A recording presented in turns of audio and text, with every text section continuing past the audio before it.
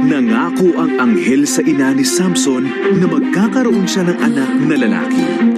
Kailangan ni Samson na sumunod sa tatlong pangako sa Diyos. Huwag uminom ng alak. Huwag humipo ng mga patay na bagay. Huwag ipagupit ang kanyang buhok.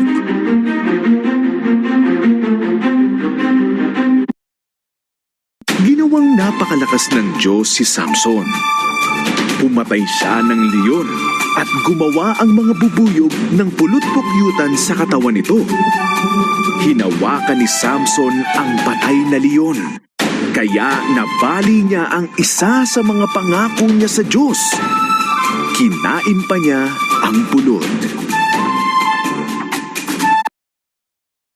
Nagustuhan ni Samson ang isang babaeng tinatawag na Delilah.